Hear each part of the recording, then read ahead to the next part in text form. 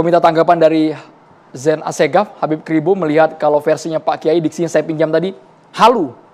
Ini sudah indikasinya penyelewengan Habib Kribo. Ya, Assalamualaikum. Waalaikumsalam. Waalaikumsalam warahmatullahi Bagaimana Habib? Ya, Silakan Habib. salam hormat itu buat pembicara di depan. Tokoh-tokoh saya itu ada Gus Naji, ada Haikal Hasan, ada Ustadz Romo, Ustadz Ade, dan Kiai, semuanya. Begini, dalam mensikapi Mama Gufron ini saya pikir ini lucon aja lah. Nggak usah dianggap serius lah di negeri ini. Banyak orang-orang begini nongol. Dan apalagi sekarang kita sering melihat ada ceramah-ceramah yang berbau tahayul. Saya pikir yang gitu-gitu apa? Ya abaikan aja lah.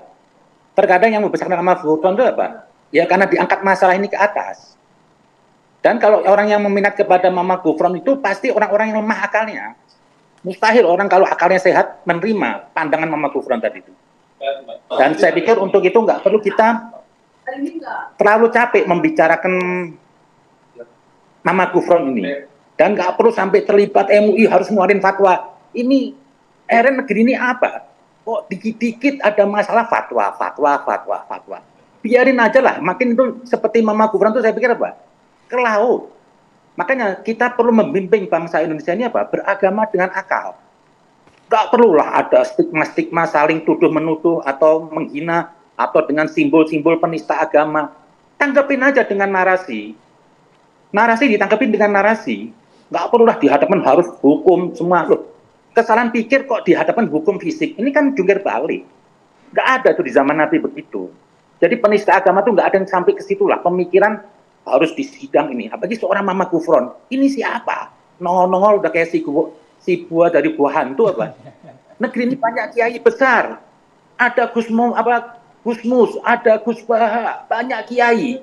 Kok kita gampang amat nih agama bersandar kepada Mama Gufron? Orang yang nggak jelas. Dalam segala bicara aja, saya aja, aduh, apa yang bisa diambil hikmah dari orang ini? Apa sih? Kok cuma hanya air zam-zam, ngomong ketemu Nabi, itu semuanya bohong itu. Dusta. Emang di negeri ini sesuatu yang dusta, yang mistik-mistik tuh ngaku.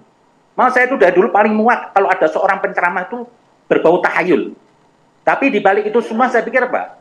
Jangan negeri ini dicapekin dengan urusan agama terus. Gak perlu ada fatwa MUI. Biarin aja begini, diemin aja sebentar hilang loh. Didik bangsa ini apa? Dengan berakal.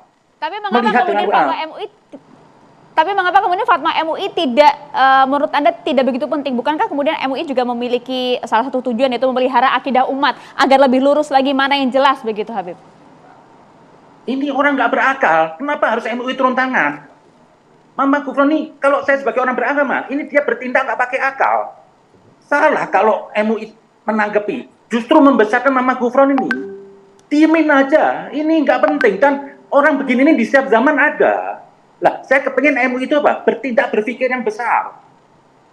Kenapa? Contoh kemarin misalkan mau ada Zakir Naik, itu mau datang, itu kan bisa membuat gaduh negeri ini. MUI berfatwa, bukan urusan-urusan yang ecek-ecek begini.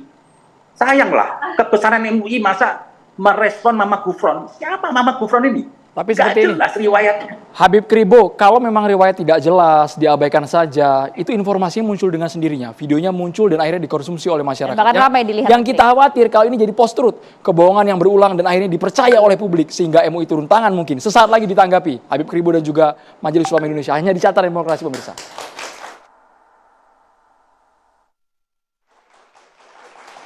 Ya, sebelum kita ke Pak Zia terlebih dahulu, kita langsung ke Babe Haikal. Tadi pada saat menonton cuplikan yang kami tayangkan di awal, wajahnya sudah agak berubah. Kenapa, Babe? Lucu aja gitu. Ya, terima kasih. Pertama ya lucu. Dan ini menjadi viral karena lucu. Cuman masalahnya bagaimana itu serius untuk kemudian disampaikan loh pada saat itu. Iya, yang sebuah forum dengan dilihat banyak santri. Iya, jadi gini. Apa yang disampaikan sebelumnya oleh Habib Kribo, kenapa ini diangkat, ya, kenapa ini ditampilkan sehingga dia menjadi besar, memang harus ditanggapi supaya umat cerdas. Sebab ini sudah terlanjur viral. Kalau nggak viral, nggak perlu ditanggapi. Dan kehadiran MUI sangat penting untuk meluruskan ini. Cuman yang saya mau garis bawahi pemirsa begini. Video ini sudah terjadi 3 atau 4 tahun yang lalu. Dipotong, disambung, ada orang yang melakukan itu, ada orang yang memviralkannya. Dan kalau kita lihat akun-akun TikTok yang memviralkannya dari akun yang berbeda-beda. Sehingga kesimpulan saya ada yang bermain di dalam kasus ini untuk memviralkan. Mau ngapain? Mari kita lihat tujuannya. Ketika akan terjadi peristiwa politik tertentu, dulu muncul Lia Eden. Nggak lama setelah itu ada peristiwa politik tertentu, muncul Musadek. Nggak lama akan ada peristiwa politik tertentu, muncul Al Zaitun. Nggak lama peristiwa politik yang akan datang, yaitu pelantikan presiden terpilih Bapak Prabowo, muncul lagi yang kayak begini terus. Sebentar, maksud Anda artinya ini memang sengaja didesain untuk pengalihan isu? Siapa Hati-hati, tahu Babe. bisa ada yang mengail di tempat kerusuhan atau di kekeruhan ini. Harus ada data dong. Ya, kan kita lihat, kan barusan saya cerita datanya di belakang udah ada. Dan ini kan prediksi ke depan. Selalu saja ada fenomena-fenomena seperti ini. Kalau saya melihatnya ada someone yang bermain. Kalau enggak ini enggak viral, percaya deh. Mari kita keluarkan akun-akun yang ikut memviralkan. Ayo kita bedah ya. Jadi kesimpulan saya ini memang harus segera diambil tindakan. Dan kalau saya perhatikan dari konstruksi hukum, ini orang pintar juga. Susah dijerat. Kenapa? Karena dia mengalami pengalaman pribadi, akan terbentur kita dengan kebebasan berpendapat. Selama yang saya lihat dia belum ada mencela Al-Quran. Kan salah satu kriteria sesat kan seperti itu. Belum ada mencela Nabi Muhammad. Dan dua ini yang paling vital yang langsung mendapat 10 kriteria yang diungkapkan oleh kriteria MUI. Jadi kalau balik lagi, kalau saya bilang sih, kuatkan pendidikan anak kita. Agar orang-orang yang seperti ini tidak punya tempat begitu loh. Akan lewat tuh TikTok. Tapi kan Babe mengatakan ada orang ketiga yang sengaja dalam tanda kutip operasi intelijen untuk membuat keriuhan. Di Ya. tengah ketenangan pasca Pilpres, Be. Udah riuh ini di sosial media. Karena dia mendominasi TikTok. Mendominasi Facebook, Twitter, Twitter enggak ya, Instagram ya. Dia mendominasi.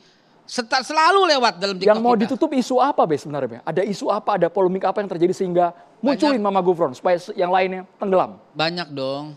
Masa kita nggak mau terkait di sebabnya diluaskan dengan politik. Juga kita seperti Habib Kribo bilang tadi nggak usah dimasukkan ke dalam ranah agama. Ini ranah lelucon. Kita harus serahkan kepada MUI. MUI segera putuskan ini orang seperti apa statusnya sehingga anak-anak kita nggak terjerat, gitu loh. Dan sekaligus kita nih menghimbau gitu loh, menghimbau kepada para orang tua. Kalau masukin pesantren anak yang bener dong. Jangan cuman gratisan dong. Anaknya mau jadi apa? Mau ahli fikih, ada Gus Baha.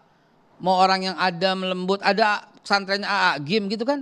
Mau apa lagi? Lengkap kita mau yang menerapkan sunnah secara saklak begitu kan, ada Ustadz Khalid Basalamah yang ada siapa lagi gitu. Banyak guru-guru, mau ahli Quran ada Ustadz Adi Hidayat. Mau ngapain juga Mama Gufron gitu loh. Jadi kalau saya mengambil kesimpulan dan terima kasih catatan demokrasi yang tadinya saya bilang ngapain ngangkat dia, ternyata setelah saya pelajari ini udah viral dan orang akhirnya ngikut-ngikutan. Di Indonesia apa sih yang jualan yang nggak laku? Lihat perempuan tidur sama malaikat Jibril ada pengikutnya, iya kan? Ada pengikutnya gitu. Lihat Nabi baru dengan membawa ajaran baru ada pengikutnya. Abis ini yang viral apa? Aliran apa? Seks bebas. Yang sudah mulai viral. Habis ini akan tertutup dengan itu. Dan lihat prediksi saya, selalu ada setiap bulan sampai dengan pelantikan. Selalu ada setiap bulan. Habis ini seks bebas sebuah yang ada contohnya lagi dalam TikToknya Tapi udah rame. proyeksi Babe Haikal bisa tahu persis ini. Nah, Belum itu dia. menjadi udah bisa tahu persis nih, Be. Kayaknya ada bisikan orang dalam nih Babe. Enggak suka nggak begitu ya. Artinya gini, saya kan pengamati. Saya mengamati terus ini nggak bener nih kayak begini nih. Ya, ini kita lagi rame memberantas judi online. Itu hilang tuh dengan dia gitu. Kita lagi rame memberantas korupsi yang udah mulai masuk ke dalam jajaran yang udah masuk. Hilang tuh begitu aja. Banyak kasus-kasus yang tertutupi oleh kasus ini. Termasuk salah satunya ini. Artinya Termasuk ini